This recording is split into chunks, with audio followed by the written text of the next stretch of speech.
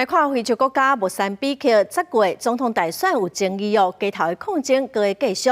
伫首都的一间家乐传出讲暴动有33个人死亡，1500多人逃出去。当地政府是警告讲，未来48点钟内哦，犯罪案件可能会增加。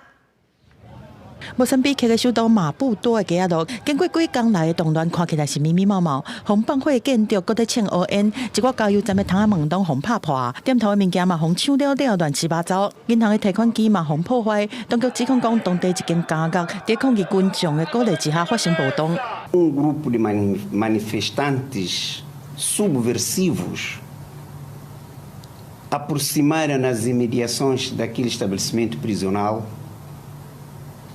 Fazendo barulho às suas manifestações, exigindo que pudessem retirar os presos ali que se encontram.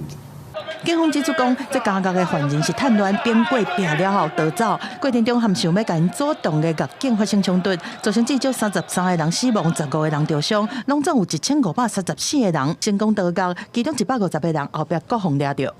Do que se espera depois de sair 1.534 reclusos que cometeram altos crimes no país? Então nós esperamos nas próximas 48 horas, uma subida vertiginosa da criminalidade na cidade de Maputo, todo tipo de criminalidade.